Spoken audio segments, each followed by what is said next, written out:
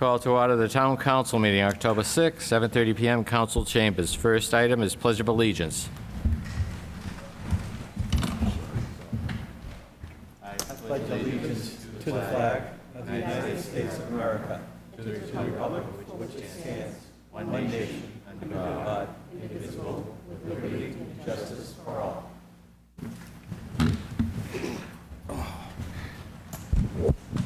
If I can have a roll call, Madam Clerk, please. Councilor DeFazio? Present. Coughlin? Present. Apple? Present. Heffernan? Here. Kylie? McDougal? Here. Matthews? Here. Palazzo? Here. Shanahan? Berger? Present. Melise? Here. 2 absent, Mr. President. Thank you, Madam Clerk. Councilor Kiley and Councilor Shanahan both called me this evening. They have commitments and couldn't make it. Next item we have is announcements. Any council with announcements? Two announcements. Councilor Palazzo? Would just like to share that flu clinic appointments are open. You can come here to Town Hall, Tufts Library, or the Whipple Senior Center. You can book an appointment at weymouth.ma.us through the Health Department, or call 781-340-5008. There are also home visits available, so you can use that number as well to call for home visits. Again, that's for flu clinics available throughout the month of October. Just another announcement. Sure. I just spoke with someone from the board from Pond Plain Neighborhood Improvement Association, and their candidates night scheduled for Wednesday, October 8th, is canceled. At this time, they do not think it will be rescheduled. Thank you, Councilor Palazzo. Any of the councilors? Seeing none, we'll move on to minutes. We have 4 sets of minutes. I'll refer over to Vice President Berger. Thank you, Mr. President. I make a motion to approve the Ordinance Committee meeting minutes of September 2nd, 2025. Second. Motion's been seconded. Any discussion? All in favor? Aye. Opposed? Those minutes are approved. I make a motion to approve the Town Council meeting minutes of September 2nd, 2025. Second. Motion's been seconded. Any discussion? All in favor? Aye. Opposed? Does pass. I make a motion to approve the Budget Management Committee meeting minutes of September 15th, 2025. Second. Motion's been seconded. Any discussion? All in favor? Aye. Opposed? Those minutes are approved. I make a motion to approve the Town Council meeting minutes of September 15th, 2025. Second. Motion's been seconded. Any discussion? All in favor? Aye. Opposed? Those minutes are approved. Thank you, Vice President Berger. Now we'll move on to public hearings. We have 2 public hearings this evening. The first one is 25088, CPA funding request for preservation of affordable housing. I'll refer over to Vice President Berger to open the public hearings. Thank you, Mr. President. I make a motion to open the public hearing for 25088 CPA funding request preservation of affordable housing. This was published on September 26th of 2025. Second. Motion's been seconded. Discussion? All in favor? Aye. Opposed? The public hearing is now open at 7:33 PM. We have Director of Planning, Bob Luongo. Good evening. Good evening. Thank you. And to my right is Carolyn Williams, who's the housing coordinator for the town of Weymouth. So this is a request that came from the Community Preservation Committee back in the spring of this year, 2025. And it got kind of like lost in the shuffle, and here we are in the fall with it. So this is a proposal to hire a housing consultant to oversee 12 units of affordable housing that the town of Weymouth built back in 1997, approximately 1997, in an area of town, South Weymouth, off of Union Street, where Liberty Street kind of like form a triangle, kind of like informally known as Hidden City. So back in the late 90s, the town, using federal community development block grant funds and some other funds, created 12 home ownership affordable housing units.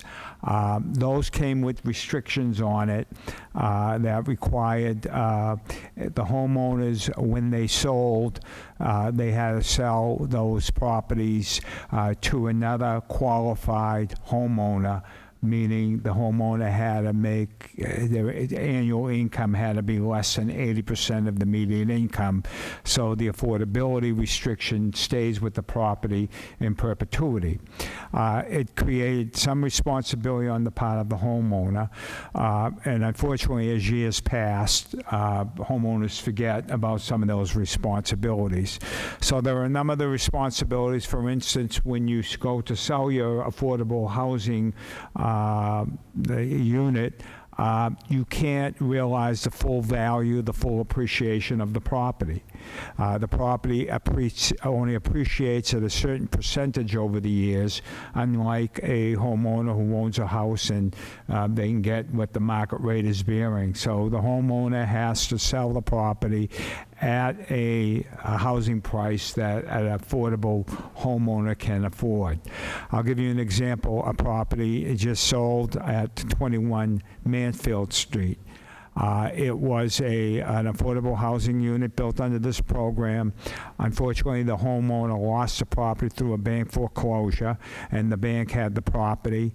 At first, the bank did not realize there was housing restrictions on that property, which are duly recorded in the deed, and it was on the market. It came to our attention, and we went to the bank and said, you can't do that.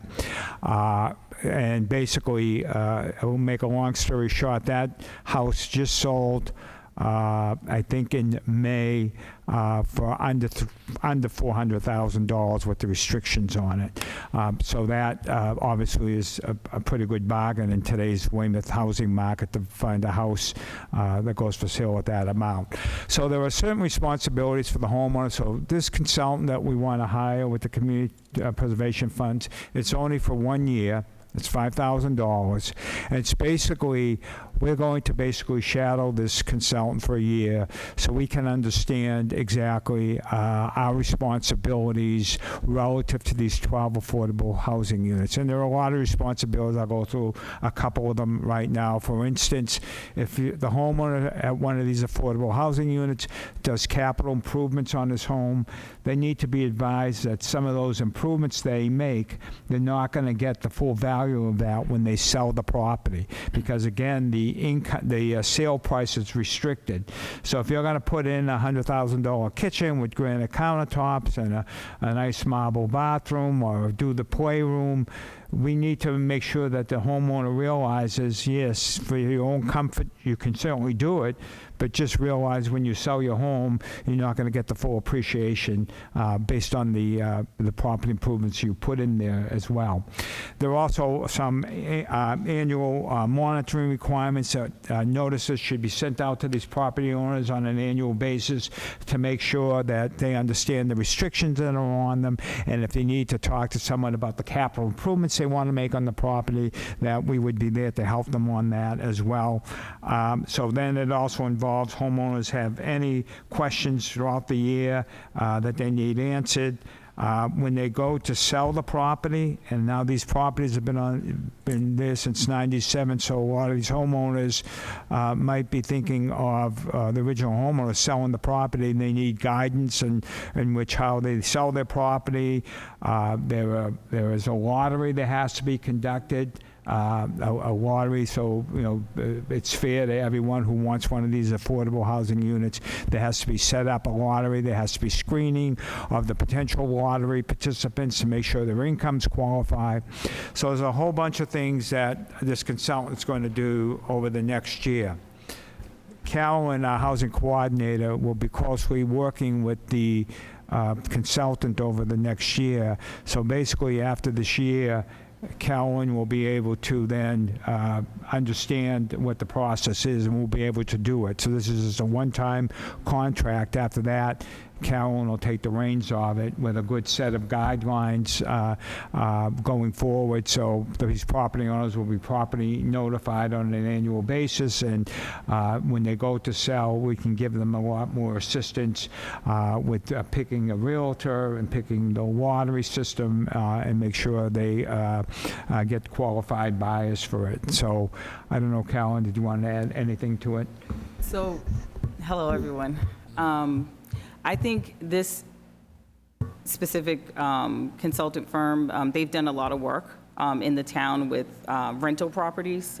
So they are very familiar with Weymouth. They're familiar with the affordable housing restrictions. They work directly hand in hand with the state to ensure compliance with these properties. And how this came about with us, I think it just kind of, fell by the wayside a little bit with the 12 properties. With the previous property Bob was mentioning that went into foreclosure, we found out about it from a realtor.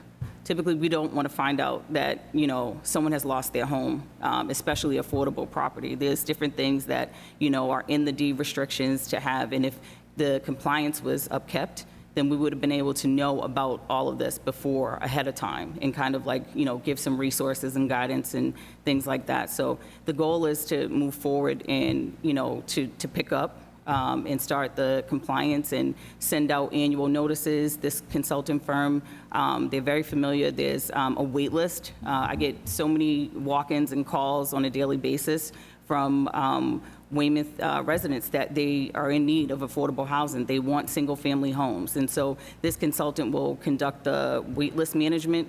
The lottery I'm going to shadow and kind of figure out, how the whole process and what it entails so that I can take part in, all of the actions that go along with this moving forward. And so that's the goal, to kind of get all of these homeowners, the information that they need. And another resident in this development is she has come in a couple of times and she wants to sell her home. And she reached out to a realtor, and they found out that it was a deed restriction on there, and what do we need to do, and that whole thing. So we told them about the meeting, and so we're hoping that after this, and if this moves forward, that we can give them the proper guidance, and then I can sit in on the, initial intake and kind of go over everything with the homeowner and the consultant firm. Thank you. Okay. Thank you. Any questions from the councilors? It's a public hearing. Anybody in the public that would like to speak? No? Again, councilors? No, I think this is a great program here. I know those houses were built like in '97, and Yep. as you know, Bob, we receive a lot of calls on people with confusion up there when they, Correct. it's about that time. They've been there since '97, they're moving on, and Yeah. they don't know what to do. And Yeah. I know we've gone back and forth with a lot of people up there. So I think this is great. Again, this is a public hearing. Anybody would like to speak? All right, make a motion to close the public hearing for 25088, a CPA funding request, preservation of affordable housing. Motion's been seconded. Any discussion? All in favor? Aye. Opposed? The public hearing is now closed. Thank you very much. Thank you. Thank you. Moving on. Make a motion to open the public hearing for 25089, CPA funding request for the Smelt Brook Fish Ladder. This was published on September 26, 2025. Motion's been seconded. Any discussion? All in favor? Aye. Opposed? The public hearing is now open. Good evening, Andrew. Good evening, councilors. I'm Andrew Helton, here, Conservation Administrator. So this project is for Smelt Brook Fish Ladder. So this is a first-of-its-kind fish ladder within the Pond Meadow watershed. The project is within Braintree, but within the watershed that is jointly managed and shared by both Weymouth and Braintree. This project would have been before you guys back in, I think, 2018 or 19, when we funded the feasibility portion of this project. So back then, we partnered with the Army Corps. At that time, the partnership arrangement was that 50% of the Army Corps would fund, 50% the local sponsor would fund, which was then split between the two towns. That feasibility study was completed about a year ago, and we're now getting underway the next phase of a partnership with both the Army Corps, Pond Meadow, and Braintree for the construction, or for the permitting, design, and construction portion of the project. So this is, to remind you guys, this is a first-of-its-kind fish ladder. There's currently a perched culvert on the Smelt Brook in Braintree. It's about 3-foot elevation difference. That smelt, which historically would spawn in the Smelt Brook further upstream, cannot get past this perched culvert. Prior to Pond Meadow Park, the dam, the flood control infrastructure being constructed in the 70s, smelt would have spawned further upstream.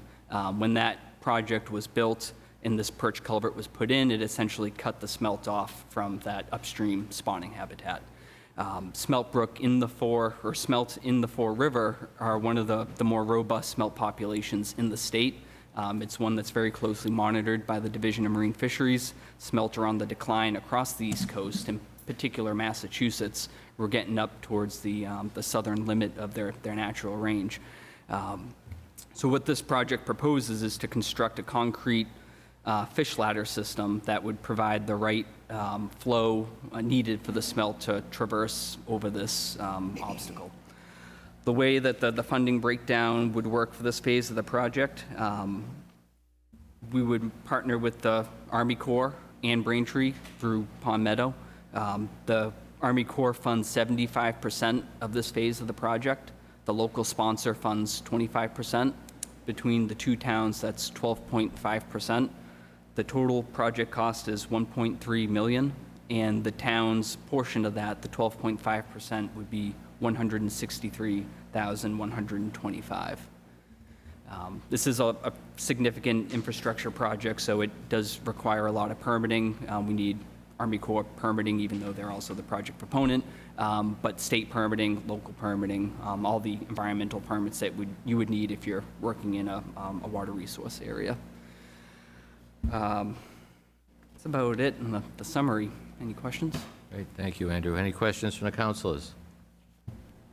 Seeing none, this is a public hearing. Anybody in the public that would like to speak, please step up to the microphone, please. State your name and address for the record, if you could. Couldn't we put that any higher? I'm less than 5 feet tall. Thank you. Hi, I'm Maureen Golden, Precinct 1, 21 Athens Street, Unit 21. I just have 2 quick questions. I like the idea, but once the ladder is in place, what would be the requirement for maintaining it, and who bears the cost? That's all I want to know. Thank you. So the burden to maintain would be on the Pond Meadow Park staff. So currently, Pond Meadow staff manage the entire watershed, from Pond Meadow, the dam, all the way down to the flood control tunnels into the landing. So the maintenance should be minimal. There might be occasional or every other year sediment removal. So this is part of a large system that brings a lot of stormwater down. So you do get sediment buildup currently in the basin. I would expect that would continue and that you would have to do probably bi-yearly maintenance on that. But Palm Meadow staff is experienced with this. They're equipped to do it, and I don't see any issues with it. Great. Thank you, Andrew. You good with that? Yes, thank you. Yep. Good. It's a public hearing. Anybody else that would like to speak? Public hearing? Nope. Okay, councilors, you good? I think that was a great Councilor question. that was Coughlin. just a- Forgive me, Mr. President, I think that was a great question that just got asked, is that who's going to be responsible for it? And thrilled to hear that. Thank you, Councilor Coughlin. Vice President Berger? Make a motion to close the public hearing for 25089 CPA funding request for the Smelt Brook Fish Ladder. Second. Motion has been seconded. Any discussion? All in favor? Aye. Opposed? The public hearing is now closed. Thank you, Andrew. Thank you. Moving on, we have reports of committees. We have a report from the Budget Management Committee. Vice President Berger will be handling this tonight. She has 2 items to report out on. Thank you, Mr. President.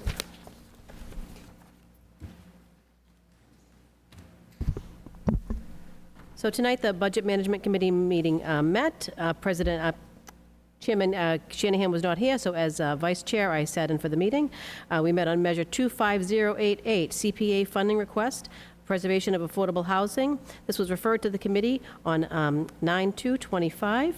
We met tonight, Budget Management, October 6th, and the public hearing was just held. The committee voted favorable action pending favorable action for the full town council. And on behalf of the Budget Management Committee, I recommend favorable action on measure number 25088 to the full town council, whereas the memorandum reads, I hereby submit the following measure to the town council for its consideration and action, that the town of Weymouth appropriate the fund of $5,000 for the preservation of affordable housing as described in the attached request presented by Robert Luongo, Director of Planning and Community Development, from the Community Housing Fund, balance account 4906-321006. This measure requires a legal notice and public hearing, and at the time of this submittal, the balance in the Housing Fund balance account is $956,277.89. Second. I have a motion that's been seconded. Any discussion? All in favor? Aye. Opposed? That motion passes. Second item we met on tonight was 25089, CPA funding request for the Smelt Brook Fish Ladder. This was referred to the committee on September 15th, 2025. We met on this again tonight. The public hearing was just held, and on behalf of the Budget Management Committee, I recommend favorable action on Measure 25089 to the full Town Council, and that measure reads, I hereby submit the following measure to the Town Council for its consideration and action, that the Town of Weymouth appropriate the fund of $163,125 to the Weymouth Braintree Regional Recreation Conservation District Commission, WBRRCDC, from the unrestricted account 4906-321001 for the construction of a fish ladder on Smelt Brook to restore passage of rainbow trout to spawning grounds upstream. This measure requires a legal notice and public hearing, and at the time of the submittal, the balance in the unrestricted account was $2,074,958. Second. Motion has been seconded. Any discussion? Mr. Chair, just a Yes, a Counselor point Coughlin. point that we want to make is that I believe there was a typo in there, and you got to hate autocorrect. It's not supposed to be rainbow trout, it's supposed to be rainbow smelt. Correct. So Thank you, Councilor need to have that Coughlin. altered for that. Okay, we had a second. Thank you, Counselor Coughlin. All in favor? Aye. Aye. I'm going to be recusal on that, please, Madam Clerk, as I should have been on the first one. Sorry about that. Thank you, Vice President Berger. Next we have is a report from the Ordinance Committee. I'm going to refer over to Chairman Councilor Ken DeFazio on this one. Thank you, Mr. President. Item 25-057, proposed ordinance amendment to Section 6-705K, dogs and cats. This is a brief update at this time for the council and the public. This matter remains under deliberation by the Ordinance Committee at this time. The mayor will be signing a temporary executive order for a pilot program for allowing dogs on Wessagusset and Lane Beach from this November to May of 2026. The Ordinance Committee will be revisiting the pilot program in May of 2026, and the matter will remain in the committee until that time. Thank you. Thank you, Councilor DeFazio. Any councilors? I just want to state that that did come from me, the changing of the town ordinance. I certainly, something that shouldn't be taken lightly. In my opinion, changing an ordinance is major. Certain town departments under the authority of the mayor's office have expressed concern and opposition to the measure due to the health and safety concerns for people in the town. 3 of my department heads were strongly against it: the Health Department, Police Department, and the Park and Recreation Committee. As mayor of the town of Weymouth, upon the advice of the director of the town's Health Department, other public safety officials, I determined the pilot program would provide a fair opportunity to the town departments to conduct further review, observation, testing, investigation to impact of the dogs on the public beaches, while owners and dog handlers have a temporary access to the public beaches. This was put together by Solicitor McLeod, did a great job on this. I think it was great. Councilor DeFazio and his committee, great work on this. I think Lisa Nolet, too, I have to say, did a great job, too. But I think this, by putting this forward, I think it gives everybody a chance. It gives a chance for the town to look at it. It gives a chance for the residents over Regatta, Bradmere, that came before us and talked about how they get down and walk the dogs on the beaches and how, you know, they have to get down there and meet and everything. And I think that's great. But I think that opening it up to the public might put something different out there. So let's test it. We'll see how it is. And then come the spring, we'll decide from there. So that was the reasoning that I put that forward. But thank you, everybody, for your time. All right, so that was just a report. What else have we got here? And that's it, adjournment. So Before we adjourn, the next regularly scheduled town council meeting will be held on October 20th, 2025. I'll refer it to Vice President Berger for I make a adjournment. motion to adjourn. Second, all in favor? Aye. Meeting adjourned. Thank you, everybody. Catherine.